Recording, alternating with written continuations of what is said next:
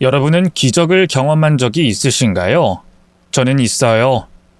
손가락 하나 꿈쩍도 못하던 시아버지가 제 눈앞에서 벌떡 일어나 걷기 시작했을 때, 시린 겨울 같던 제 인생은 순식간에 꽃피는 봄이 되었죠. 바보 같은 얘기지만 사실 그 전까지 저는 제가 겨울 속에 살고 있는지도 몰랐어요. 봄날 같은 인생을 살아봤어야 말이죠. 제 삶에서 불행이란 늘 저를 뒤따라다니는 그림자 같은 것이었으니까요. 저는 어린 시절에 지금은 없어진 서울의 한 달동네에서 살았는데요.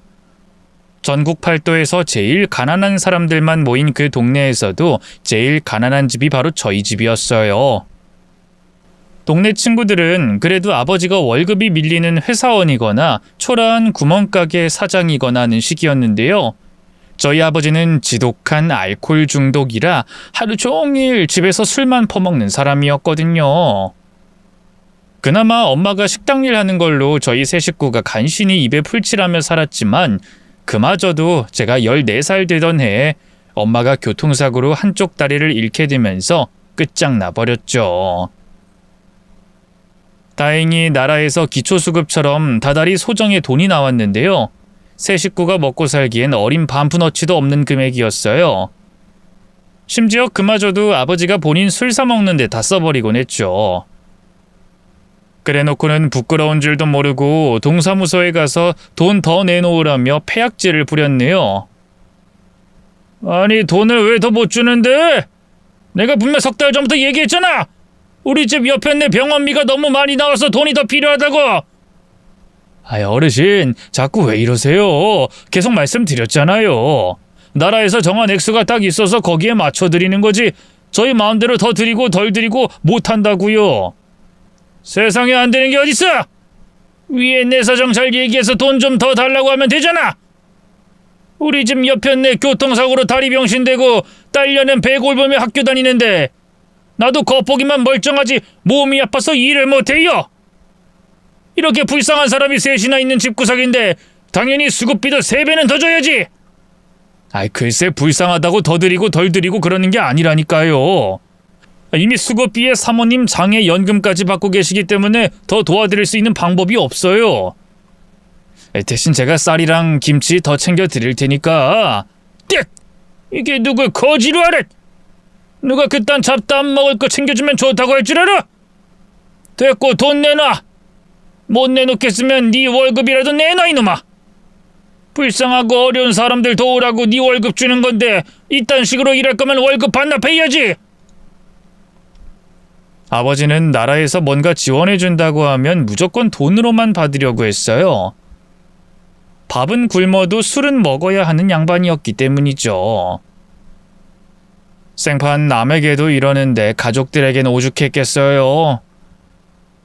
아버지는 걸핏하면 어머니를 쥐잡듯이 잡았고요. 조금만 기분이 안 좋아져도 집안 삶을 다 때려부시며 고함을 질렀어요. 어디 그뿐인가요? 나라에서 지원해주는 돈만으로는 양껏 술을 마실 수 없다는 걸 깨닫자 아버지는 어떻게 했는 줄 아세요? 지 처자식을 거리로 내세워 구걸을 시켰답니다. 정작 본인은 뒤로 쏙 빠져서 말이죠. 아이 어려울 거 없어. 당신은 그냥 휠체어에 가만히 앉아만 있으라고. 최대한 힘없이. 그리고 미정이 너 있냐? 너는 네 애미 옆에 서서 지나가는 사람들한테 배고프다고 돈 좀 달라고 해. 10원 한 장이라도 좋으니 도와줍시오 하면서 질질 짜. 알겠어? 아버지 이거 꼭 해야 돼요? 하기 싫은데. 어디 애비가 시키는데 토를 달아. 비 오는 날 먼지나게 한번 맞아볼래? 아니요 할게요. 하면 되잖아요. 아버지는 저희 모녀에겐 군림하는 왕이자 절대자였어요. 엄마는 물론이고 어릴 때부터 아버지의 폭력적인 성향에 길들여져 있던 저는 반항 같은 건 감히 꿈도 꿀 수 없었죠. 실제로 구걸이라도 하지 않으면 당장 배를 곪아 죽을 상황이기도 했고요. 아버지가 얼마나 잔인한 사람이었냐면요. 구걸할 때 절대 엄마는 긴 바지나 치마 같은 걸 못 입게 했어요. 늘 짧은 바지를 입혀서 한쪽 다리가 없는 걸 지나가는 사람들이 다 보게 했죠. 그래야 더 동정심을 살 수 있었으니까요. 엄마가 느껴야만 하는 수치심과 모멸감은 신경도 쓰지 않았네요. 요즘엔 어떤지 모르지만 그때만 해도 거리에서 구걸을 하면 제법 적선해주는 사람들이 많았어요. 지금보다 더 못 살 때였지만 정만큼은 넘쳐났으니까요. 엄마와 저를 보면서 눈물을 흘리는 사람도 있었고요. 직접 만든 김치나 김밥 같은 걸 안겨주며 이런 것밖에 못 줘서 미안하다고 하는 사람도 있었네요. 물론 돈으로 주는 사람들도 많았어요. 가방을 탈탈 털어 있던 돈을 전부 다 쥐어주는 사람도 왕왕 있었죠. 물론 그렇게 구걸해서 번 돈은 고스란히 다 아버지의 주머니 속으로 들어갔지만요. 어린 나이에도 저는 구걸이 창피했어요. 남들은 다 땀 흘려 일하는데 이렇게 가난을 내세워 남들에게 빌어먹는다는데 수치심을 느꼈죠. 무엇보다 힘들었던 건 제가 구걸한다는 게 학교에까지 소문이 났다는 거였어요. 한 번은 같은 반 여자애가 제게 묻더군요. 미정아, 너 시내에서 네 엄마랑 같이 구걸한다는 소문 진짜야? 뭐? 누가 그런 소리래? 난 그런 적 없어. 처음엔 딱 잡아댔는데요. 꼬리가 길면 밟힌다고 한 번은 구걸하다 같은 반 아이들 여러 명을 우르르 마주쳤어요. 그날 이후 학교에서 제 별명은 거지가 됐고요. 아무도 저와 놀려고 하지 않았죠. 오래전 일이니 지금은 이렇게 담담하게 얘기할 수 있지만 그때 당시엔 정말 힘들었어요. 확 죽고 싶다는 생각까지 했었죠. 엄마도 얼마나 가슴 아파했는지 몰라요. 미안하다 미정아. 엄마가 다리라도 멀쩡했으면 너 이런 일까지 시키진 않을 텐데. 아니 그냥 너 데리고 도망이라도 칠 텐데. 엄마가 뭐가 미안해. 난 괜찮으니까 신경 쓰지 마. 괜찮긴 뭐가 괜찮아. 그냥 내일부턴 넌 나오지 마. 너희 아버지한텐 엄마가 잘 얘기해 볼게. 됐어. 아버지가 폭도 그러라고 하겠다. 노발대발하면서 또 엄마한테 난리칠 텐데. 설마 죽이기야 하겠어? 아무 걱정 말고 학교 끝나면 그냥 집에 있어. 아니다. 너희 아버지 못 찾게 어디 숨어 있어. 알겠지? 엄마의 말에 못 이기는 척 학교가 끝나고 도망도 가봤는데요. 그 짓도 오래 가진 못했어요. 아버지가 화가 머리끝까지 나선 학교 수업 중에 저를 잡으러 왔거든요. 미정이 너 인연! 니년이 이런 데 숨어있으면 내가 못 찾을 줄 알아? 아버지 이러지 마세요. 지금 수업 중이란 말이에요. 학교 끝나고 제가 꼭 갈게요. 도망 안 칠 테니까 제발 지금은 그냥 가주세요. 인연이 또 대가리 굴리고 있네. 내가 네 말을 어떻게 믿어? 당장 이리 따라 나와. 애초에 학교 같은 걸 보내는 게 아니었는데 기집애가 똑똑해져봤자 이렇게 지혜비 등쳐먹을 생각이 나지. 너 앞으로 공부할 생각은 하지도 마. 애비 따라다니면서 돈이나 벌려고. 아버지에게 머리채를 잡힌 채 끌려가면서 아픈 줄도 몰랐어요. 저를 바라보는 아이들의 눈빛과 수근거림에 더 크게 마음을 베었기 때문이죠. 결국 저는 학교를 아예 그만둬 버렸어요. 아버지 때문도 있었지만요. 무엇보다 또래 친구들 보기 창피해서 더는 다닐 수가 없더라고요. 저보다도 엄마가 더 가슴 아파했네요. 저는 그런 엄마가 신경 쓰여 일부러 아무렇지 않은 척했어요. 얼굴에 철판 깔고 동냥질도 더 열심히 했고요. 하지만 아무래도 이 구걸하는 장소가 거기서 거기다 보니까 시간이 흐를수록 들어오는 돈이 점점 줄어들었어요. 그때마다 아버지는 저와 엄마 탓을 하면서 행패를 부렸는데요. 저도 어느 정도 머리가 굵어지고 나니까 더 견딜 수가 없더라고요. 맘 같아선 도망치고 싶었는데 다리가 불편한 엄마 때문에 그것도 영 쉽지 않았죠. 고민하던 저는 아버지에게 구걸은 그만하고 일을 하겠다고 했어요. 요즘 같은 시대엔 말도 안 되는 얘기지만 당시엔 저처럼 사회로 나와 돈을 버는 여자애들이 많았거든요. 주로 공장 노동이나 식당 일 같은 걸 했죠. 저도 처음엔 봉제 공장에서 시다로 일했는데요. 운 좋게 거기서 만난 언니 소개로 부잣집 입주 가정부를 하게 됐어요. 속된 말로 식모라고 해야 할까요? 모시는 사모님이 까탈스러워서 마음고생은 많이 했지만 그래도 돈은 꽤나 쏠쏠하게 벌었죠.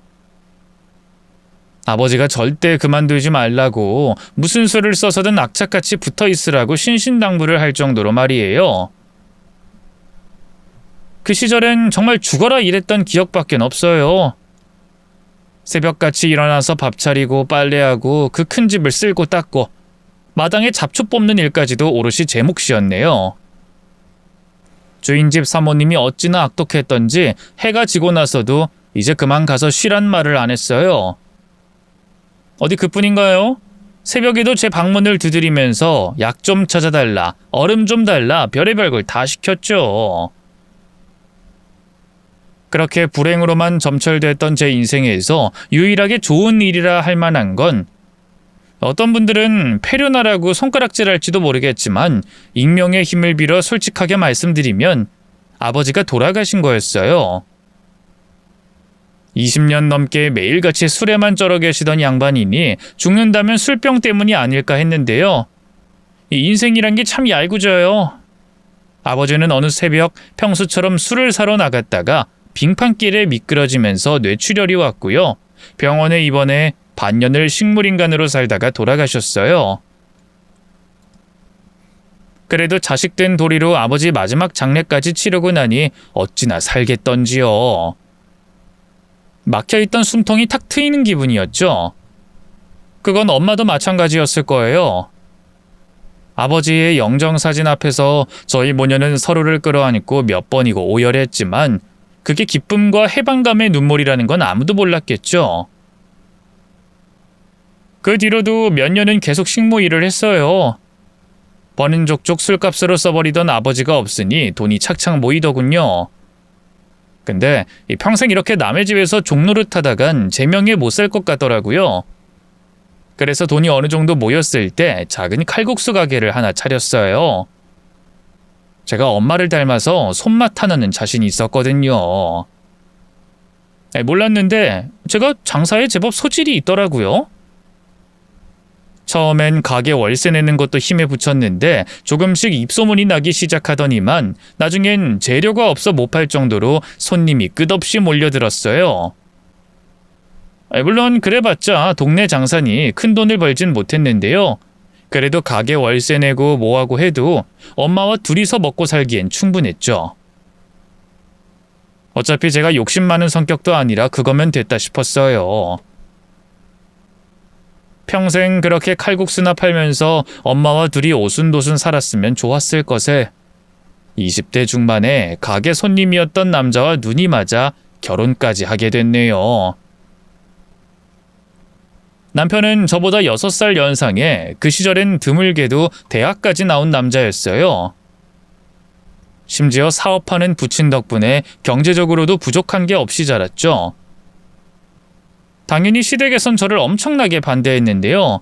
당시 제게 푹 빠져있던 남편이 불도저처럼 밀어붙여 결혼까지 갈 수 있었네요. 하지만 시어머니와 시누이들의 시집살이만큼은 남편도 어쩔 수가 없었어요. 시부모님이 결혼을 허락하며 내건 조건 중 하나가 합가였기 때문에 시댁 식구들과 같이 살 수밖에 없었는데요.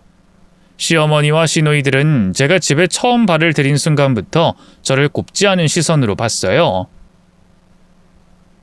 셋 다 저를 식모 출신이라며 대놓고 무시했죠.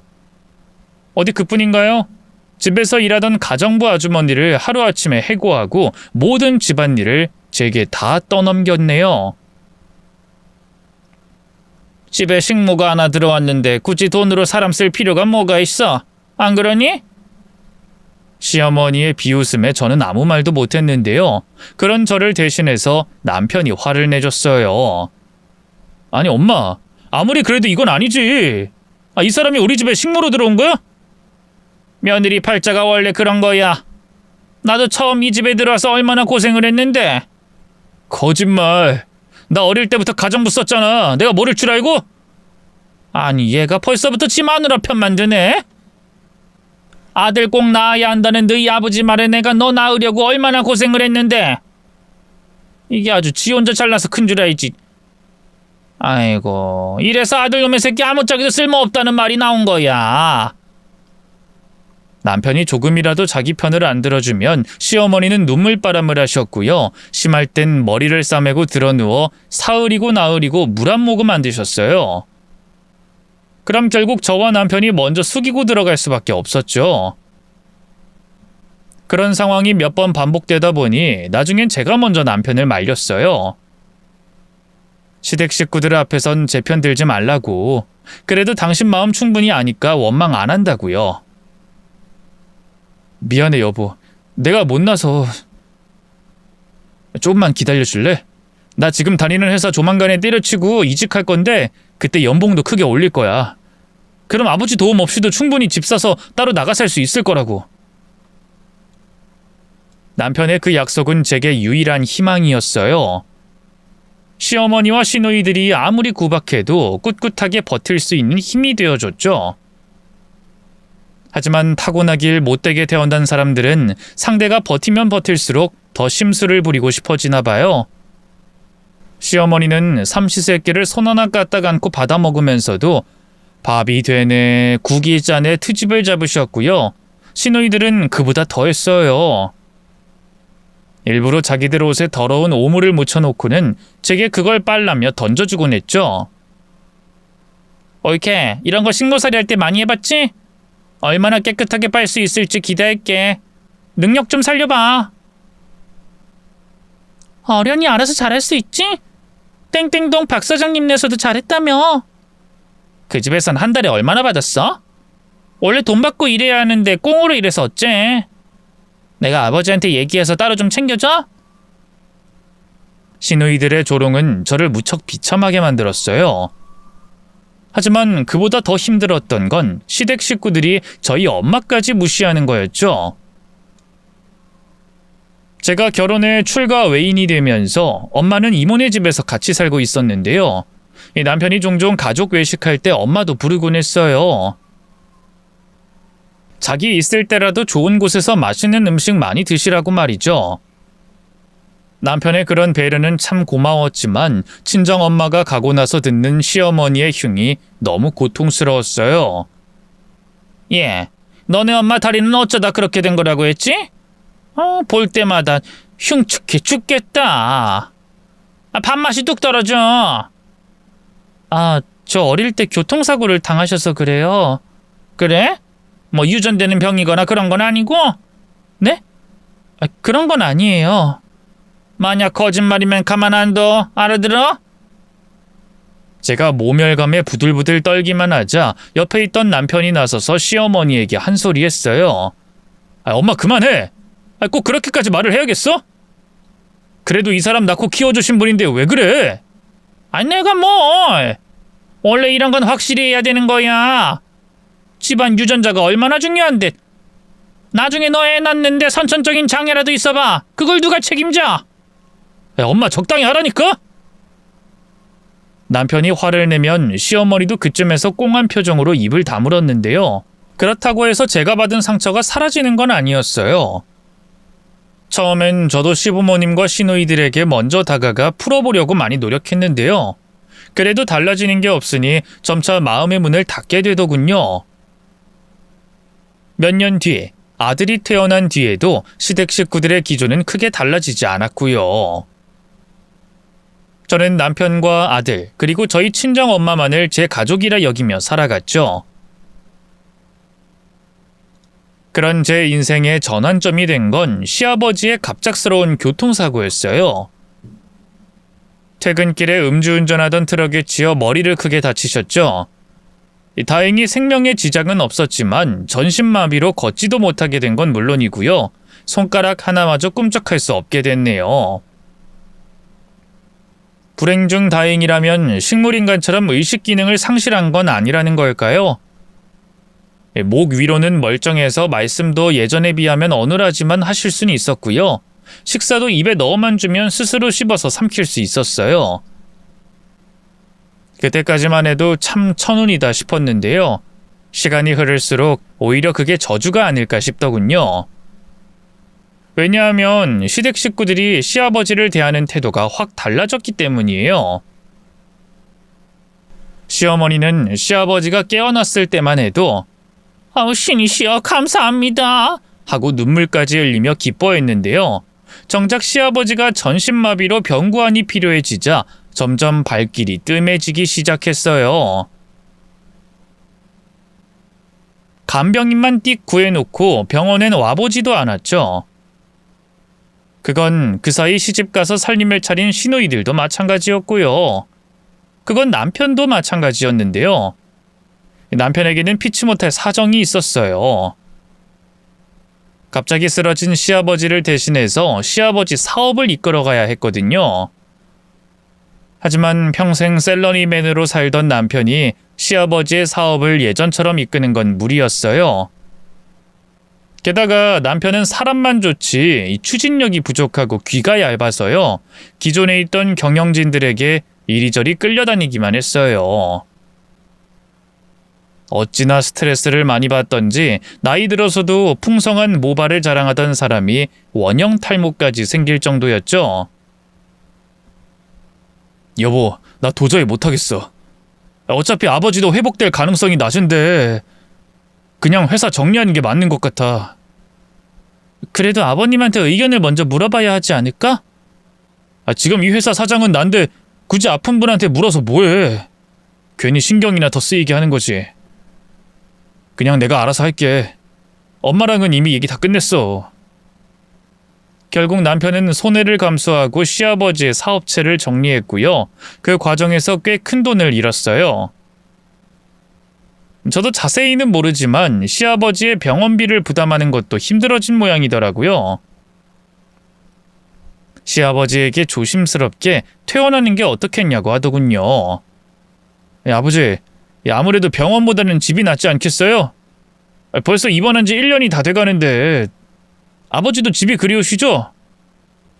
그렇긴 한데 간병인은 어쩌고? 그 여자 입주 간병은 안 한다고 했었는데.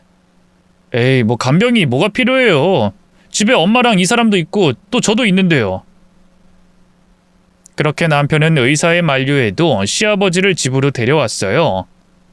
하지만 그쯤 남편은 자신만의 사업을 해보고 싶다면서 대학 동기와 작은 벤처 회사를 하나 차렸고요.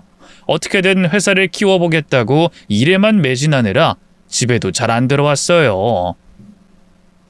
시어머니 역시 전신마비가 된 시아버지를 나몰라라 했죠. 제가 시집 올 때부터 사이좋은 부부는 아니었지만 아무리 그래도 각방까지 쓰면서 아픈 남편을 무시하는 건 너무 심하지 않나요? 난 저 양반 꼼짝도 못하면서 입만 놀려 밥 먹는 거 보면 내 입맛이 확 떨어지더라. 너무 극악스럽지 않니? 어머님, 목소리 좀 낮추세요. 아버님이 들으시면 어떡해요? 좀 들으면 어때? 어차피 식물인간이나 다름없는데. 아니에요. 몸만 못 움직이시는 거지 귀랑 정신은 멀쩡하시다고요. 됐고. 난 비위가 약해서 저 인간 시중 못 들겠으니까 네가 좀 도맡아 해라. 요즘 상철이 사업 키우느라 바빠서 집에 돈 없는 거 알지? 그 간병인은 절대 못 구하니까 그렇게 알고. 시어머니는 당연하다는 듯이 시아버지 병구안을 제게 떠넘겼어요. 결국 저는 제 손으로 시아버지 식사나 목욕 시중은 물론이고 대소변까지 받아내야 했죠. 솔직히 저도 저지만 시아버지에게도 괴롭고 모욕적인 일이었을 거예요.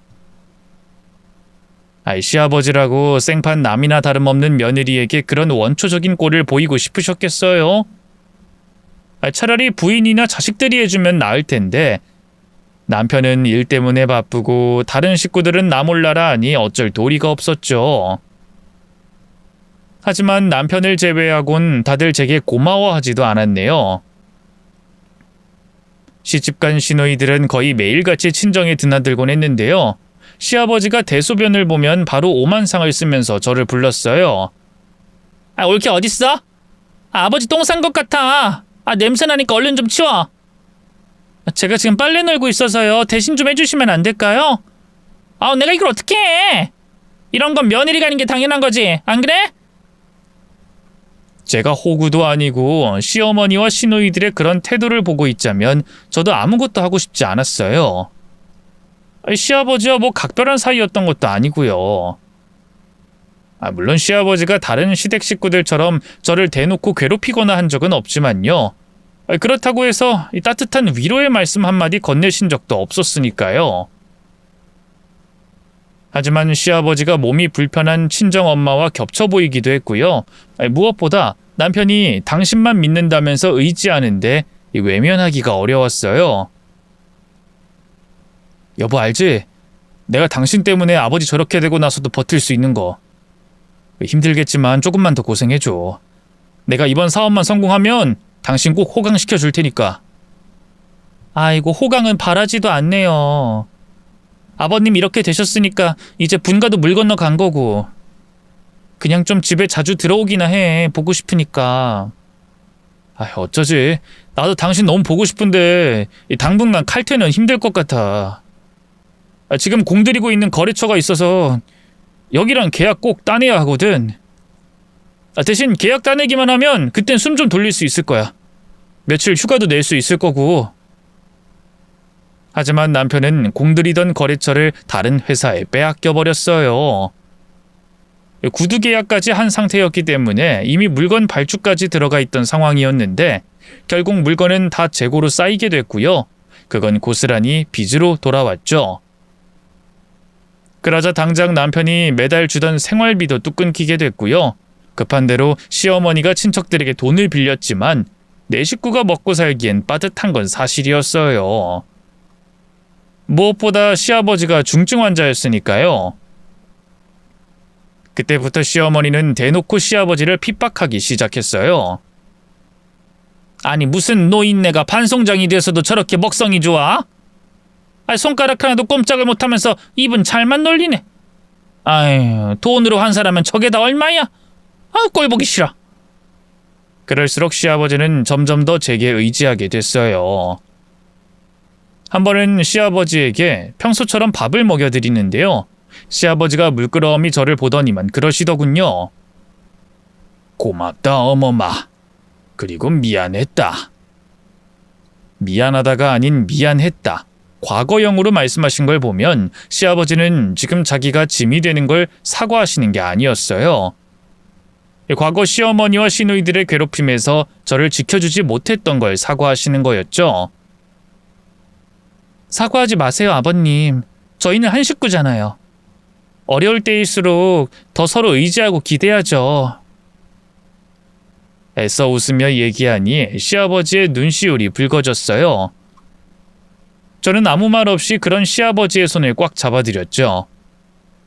비록 마주 잡아오는 힘은 없었지만 와닿는 손의 감촉만큼은 참 따뜻했네요. 시아버지는 사고 전이나 후나 말수가 극히 적었는데요. 한 번은 멍하니 창가를 보면서 휠체어라도 타고 나갈 수 있으면 참 좋을 텐데 하고 혼잣말을 하시더군요. 그 모습이 너무 안타까워서 바로 병원의 문의에 휠체어를 알아봤는데요. 시아버지가 그냥 다리만 못 쓰는 게 아니고 전신마비 환자라서 일반 휠체어는 안 되고 특수 설계된 전동 휠체어가 필요하다고 하더군요. 근데 그게 환자가 입으로 조작할 수 있는 스위치와 머리 움직임 감지 시스템이 있어서 엄청 비싸더라고요. 가장 저렴한 게 당시에도 1,000만 원 정도 했으니 엄청 고가였죠. 당연히 시어머니와 시누이들은 절대 안 된다면서 반대했고요. 남편도 당장 그렇게 큰 돈을 마련하는 건 힘들 것 같다고 난색을 표하더군요. 하지만 저는 어떻게든 식구들을 설득하고 싶었어요. 정신도 온전한데 늘 침대에 누워만 있는 시아버지가 너무 가여웠거든요. 어머님, 전동 휠체어 하나 장만하면 두고두고 쓸 수 있잖아요. 아버님 혼자 조금이라도 움직일 수 있으니 얼마나 살만하시겠어요. 아니 그냥 일반 휠체어 사면 되잖아. 굳이 특수 설계된 고급 휠체어를 왜 사야 하니? 일반 휠체어는 아버님처럼 전신마비 환자가 타기엔 위험하대요. 고개라도 꺾이면 어떻게 할 수가 없으니까요. 난 그런 거 모르겠고 자기 의지로 손가락 하나 까딱 못하는 사람한테 1,000만 원 쓰고 싶지 않다. 상철이도 그건 너무 부담될 거야. 그렇지? 그건 엄마 말이 맞아. 여보, 나도 맘 같아선 아버지한테 당연히 좋은 휠체어 해드리고 싶지만 지금 우리 형편 당신도 알잖아.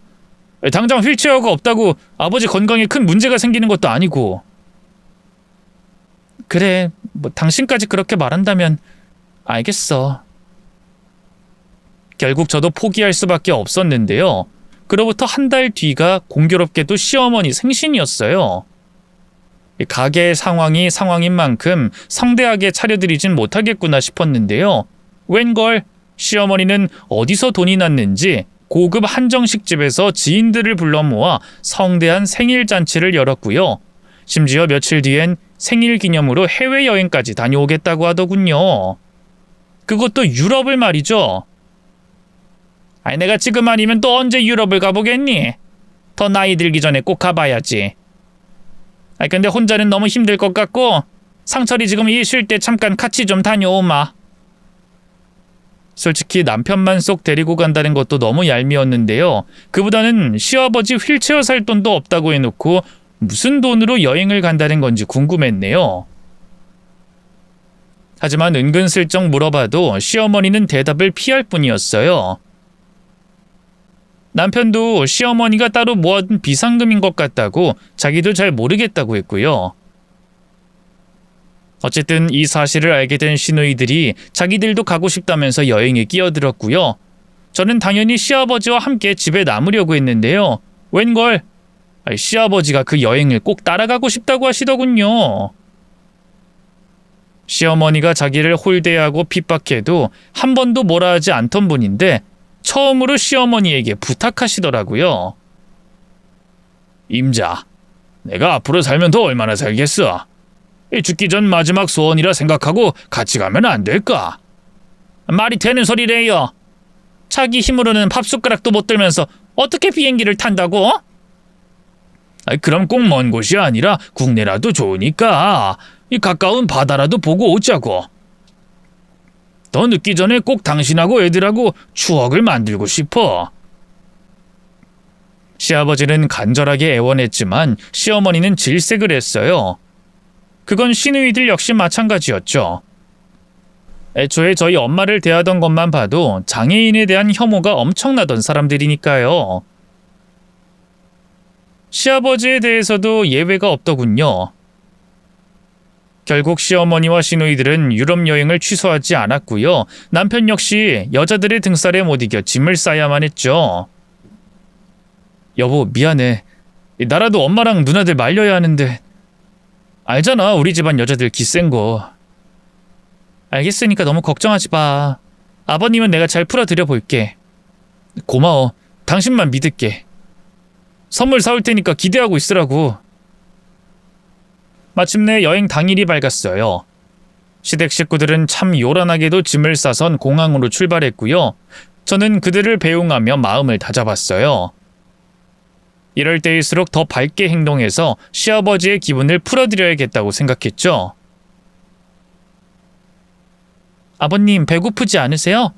제가 아버님 좋아하는 전복죽 쌌는데 지금 드실래요? 일부러 쾌활하게 말하면서 시아버지 쪽을 바라본 순간 저는 눈앞에 펼쳐진 충격적인 광경에 그대로 굳어버리고 말았습니다. 글쎄 시아버지가 침대에서 벌떡 일어나 두 발로 바닥을 딛고 선 채 저를 보고 있지 않겠어요. 저는 너무 놀라서 하마터면 뒤로 넘어질 뻔했어요. 그러자 시아버지가 얼른 다가와 저를 부축해 주더군요. 어머마 괜찮냐? 너 많이 놀랐을 거 안다. 근데 지금은 일단 저 금수만도 못한 것들 잡으러 가는 게 우선일 것 같구나. 한 명도 빠짐없이 전부 다 나갔지. 병든 쥐 애비가 그렇게 부탁했는데도. 어리석은 것들. 이게 마지막 기회였다는 것도 모르고. 그게 무슨 말씀이세요? 아버님? 마지막 기회라뇨? 아니 전 지금 이게 도대체 뭐가 어떻게 흘러가는 건지. 가면서 설명해 주마. 어멈 너 운전할 줄 알지? 일단 나가서 빨리 차 시동부터 걸어라. 시아버지는 저를 재촉해 주차장에 있던 차에 올라타셨어요. 전신마비 환자였다는 걸 믿을 수 없을 만큼 유려한 동작이었죠. 얼떨떨한 상태로 시아버지가 시키는 대로 차를 운전했는데요. 가는 길에 듣게 된 진실은 정말 놀라웠어요. 시아버지는 무려 석 달 전부터 몸을 조금씩 움직일 수 있게 됐고요.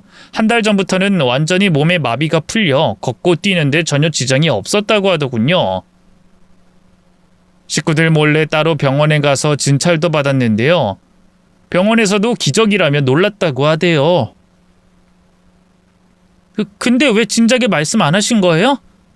그야 내 편이라고 생각했던 저와 자식들의 진짜 얼굴을 알게 됐기 때문이지.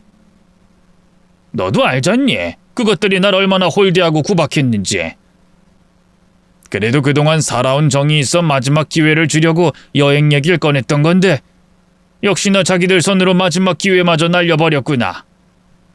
그이는 아닌 거 아시죠? 물론 완전히 죄가 없다고는 못하겠지만 그이는 어머님이랑 형님들한테 끌려다닌 죄밖에 없잖아요. 그이가 아버님 사업 살려보겠다고 그동안 얼마나 애를 썼는데요. 저한테도 아버님한테도 늘 잘하고 싶은데 일 때문에 치여서 그러질 못한다고 많이 미안했어요.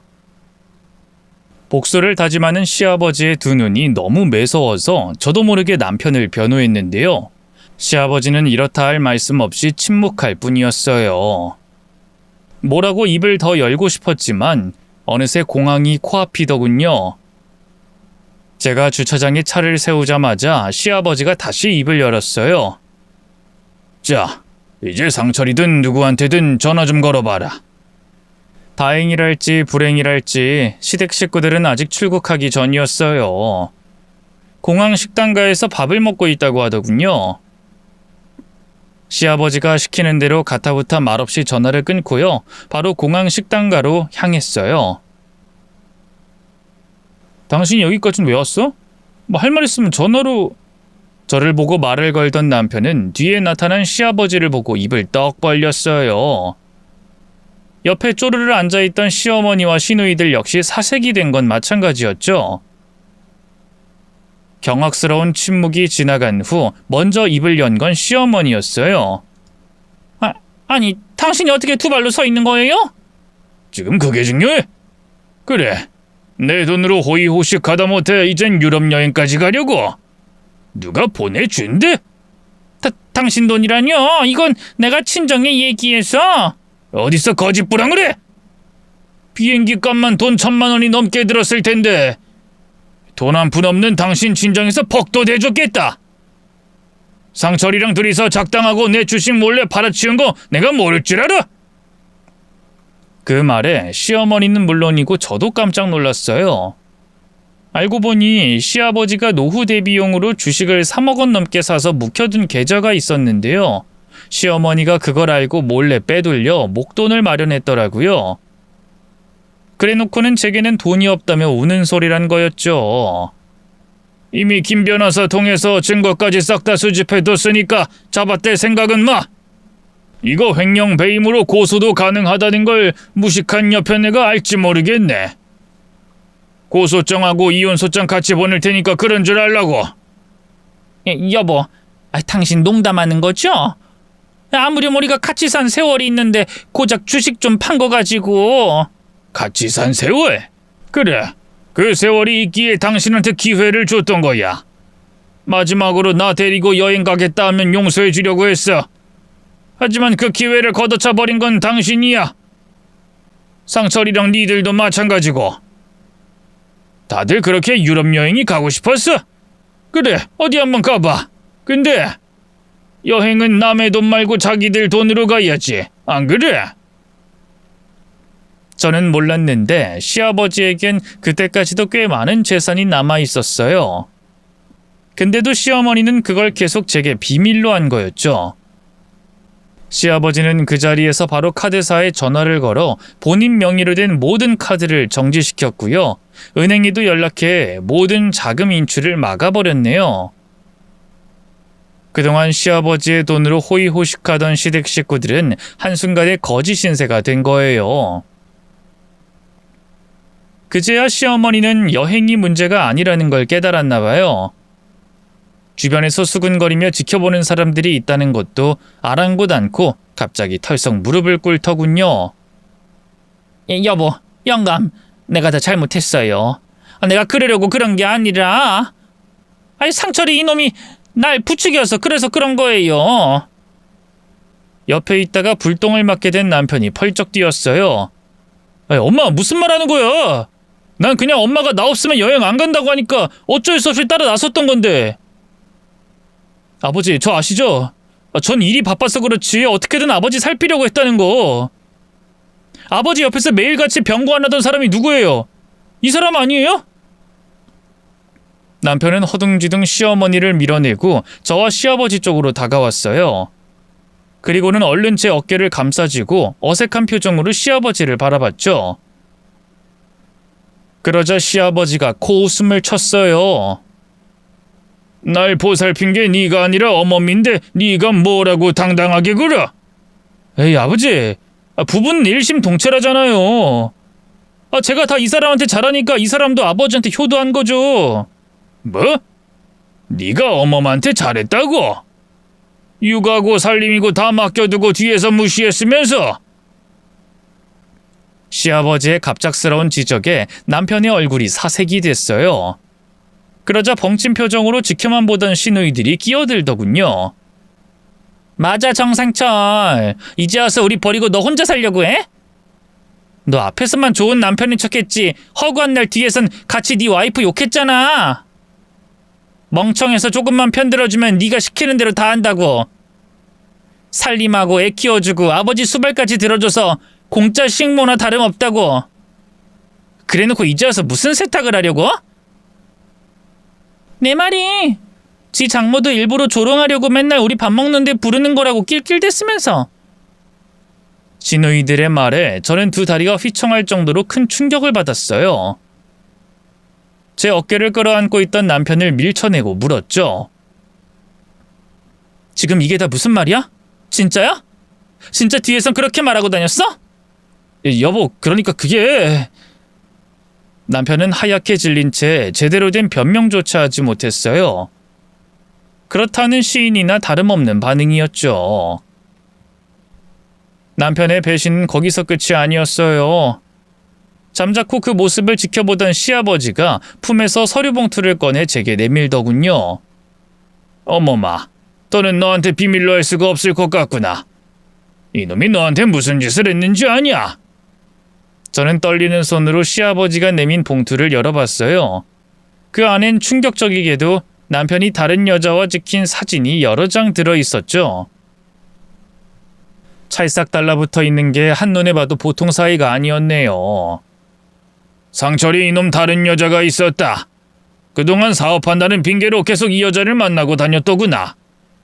따로 오피스텔까지 얻어준 거 알고 있었냐? 전 몰랐어요. 어떻게 이럴 수가... 여보, 오해야. 내가 다 설명할게. 설명할 수 있다고. 됐으니까 이 더러운 손 치워! 저는 매달리는 남편을 뿌리치고 그대로 뺨을 때렸어요. 그걸로도 분이 풀리지 않아서 닥치는 대로 주먹을 날리고 발길질을 했죠. 시어머니는 그런 놈도 아들이랍시고 나서선 뜯어 말렸고요. 소란이 일자 결국 공항 보안팀이 출동해 온 식구들이 쫓겨나게 됐네요. 그러자 시아버지는 저만 쓱 데리고 차를 타고 떠났어요. 시댁 식구들은 택시로 공항까지 왔는데요. 이미 시아버지가 모든 카드를 정지시킨 데다 여행 간다고 현금도 안 들고 와서요. 다들 어쩔 줄 몰라 하면서 소란을 떨었죠. 엄마 어떡해. 우리 당장 집에 갈 차비도 없잖아. 내 말이. 그러니까 진작에 아버지한테 잘 좀 하지. 엄마가 와이프면서 올케한테 아버지 병건 다 미룰 때부터 알아봤다고. 이것들이 조용히 안 해? 니들은 딸이 돼가지고 한 게 뭐가 있는데. 됐으니까 일단 다들 지갑부터 털어봐. 진짜 현금 한 푼도 없어? 우리가 돈이 어딨어. 결혼하고도 계속 아버지 카드만 썼는데. 속 터져. 어쩜 자식놈이 셋이나 되는데 자기 손으로 밥벌이 하는 것들이 하나도 없어. 저와 시아버지가 떠날 때까지도 발이 묶여선 동동거리기만 하는 시댁 식구들을 보고 있자니 어찌나 속이 시원하던지요. 결국 시누이 남편들에게 연락해서 어찌저찌 공항 탈출엔 성공한 것 같았는데요. 시아버지의 진정한 복수는 그때부터 시작이었어요.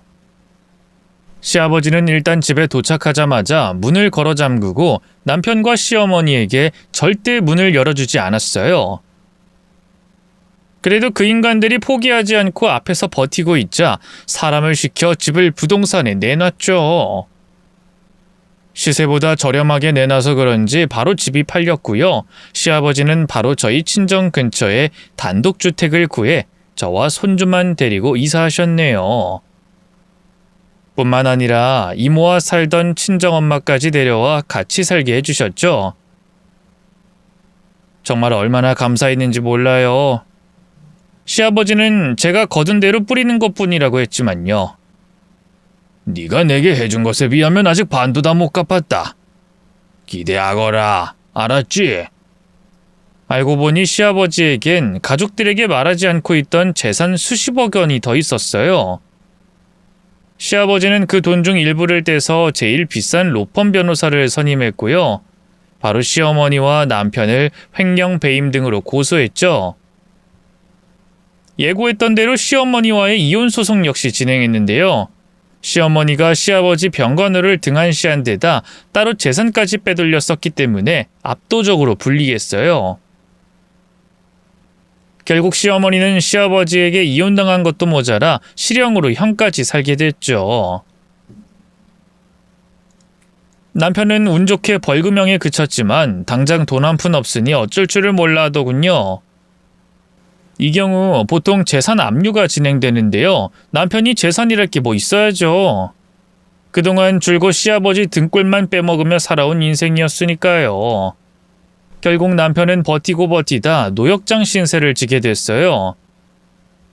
벌금을 납부하지 못하는 인간들이 교도소로 끌려가 일하며 몸으로 벌금을 내는 거였죠. 정말 속이 어찌나 시원하던지요. 남편에게 받은 상처가 순식간에 아무는 느낌이었네요. 돌이켜보면 남편은 늘 말로만 저를 위하는 사람이었어요.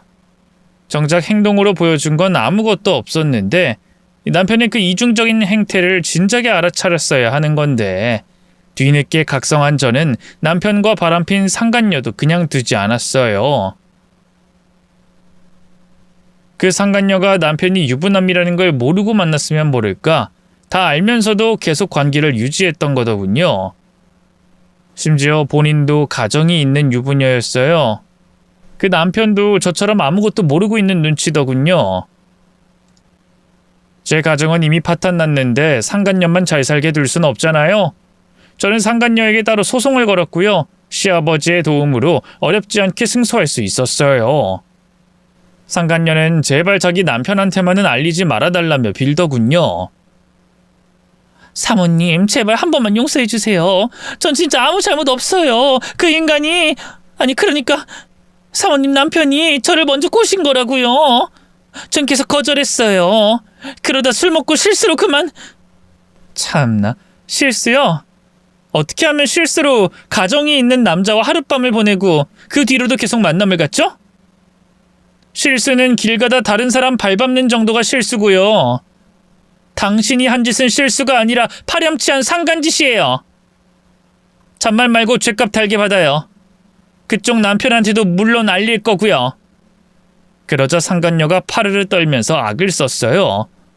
어디 우리 남편한테 알리기만 해봐. 내가 가만히 있을 것 같아? 당신 명예훼손으로 고소할 거야. 알아? 어디 고소할 테면 해봐요. 당신이 그렇게 내 남편한테 꼬리치던 거 돈 많은 부자라서였지? 근데 당신이 모른 게 있어. 진짜 부자는 내 남편이 아니라 우리 시아버지거든. 근데 이를 어째? 아버님은 당신 같은 여자 절대 인정 못한다고. 전적으로 내 편 들어주겠다는데 남편도 이미 내놓은 자식이라면서 진작에 내쳤어. 뭐? 그게 진짜야? 상철씨가 아버님한테 버림받았다고? 언제 봤다고 아버님이래? 니년 아버님이 아니라 내 아버님이거든?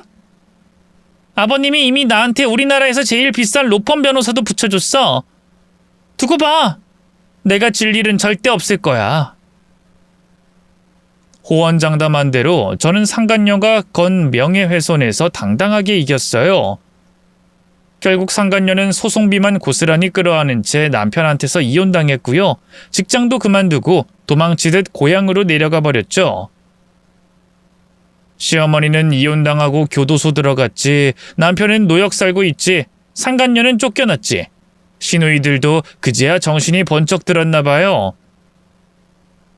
갑자기 집으로 속골이나 홍삼이니 하는 걸 보내 어떻게든 시아버지의 환심을 사려고 노력하더군요.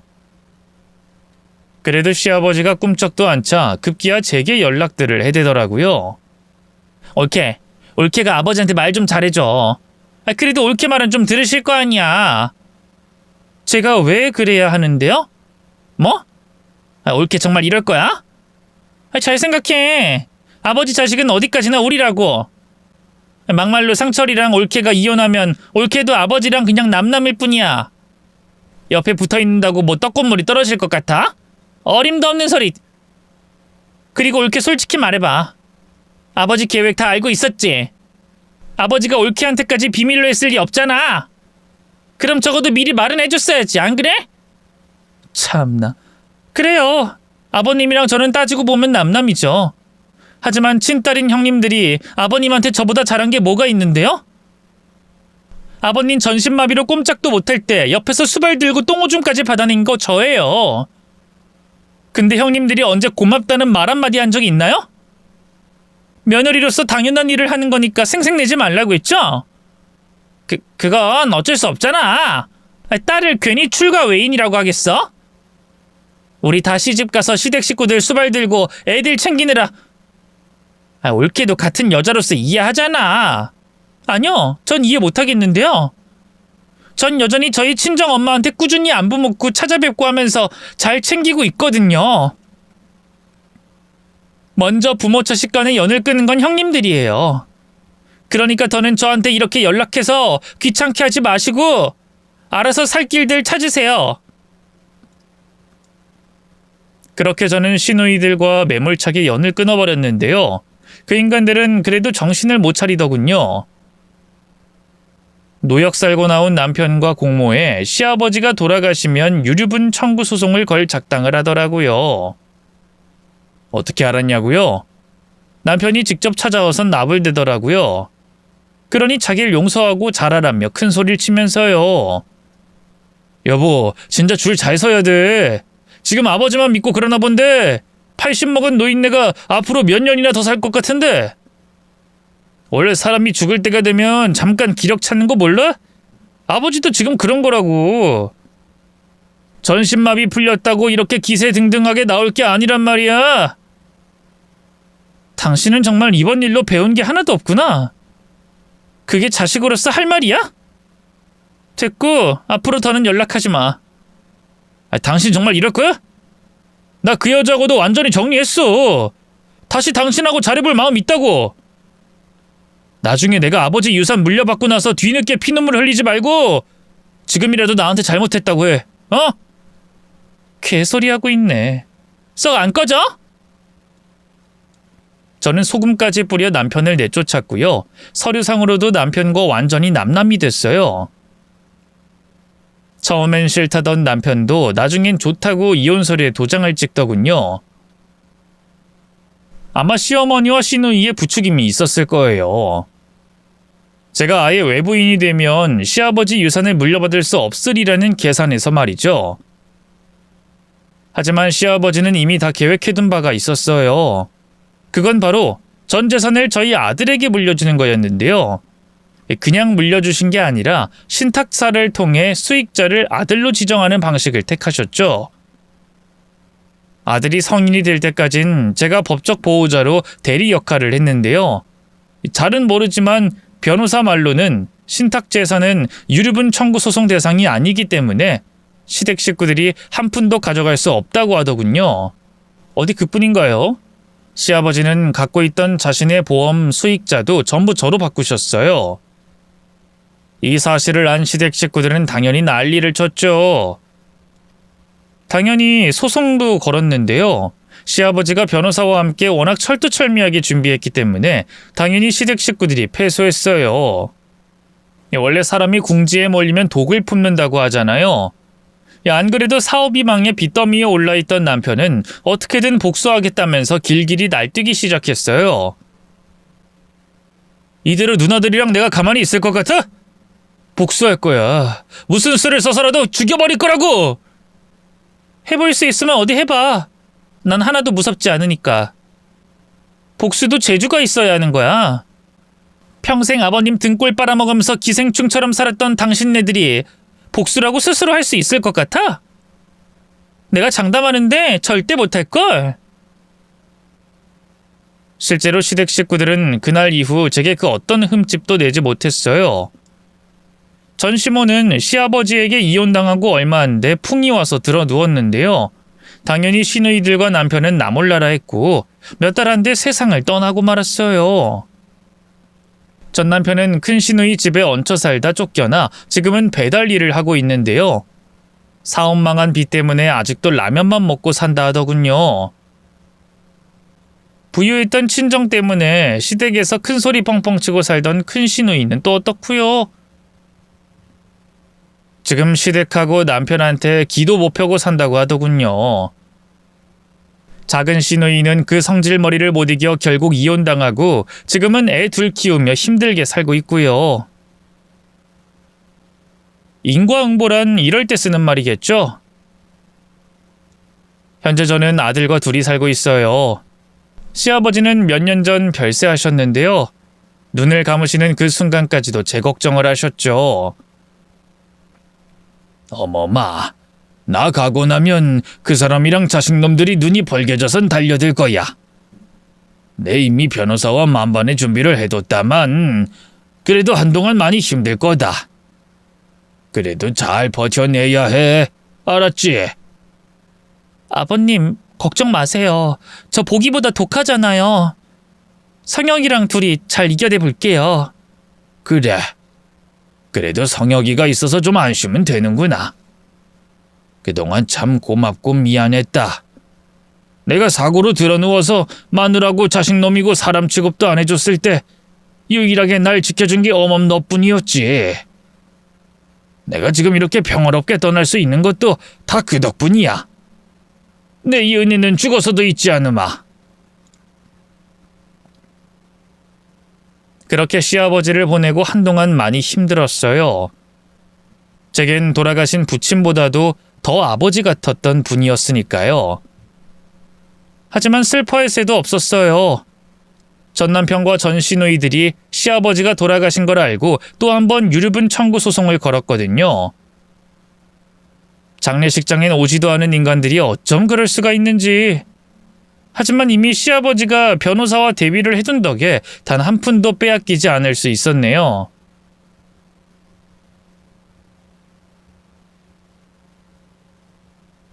곧 명절이 다가와 그런지 부쩍 시아버지 생각이 많이 나요. 하늘에서 저를 지켜보고 계실 시아버지를 생각해서라도 씩씩하게 잘 살아가 보려고요. 긴 얘기 들어주셔서 고맙습니다. 모두 건강하세요.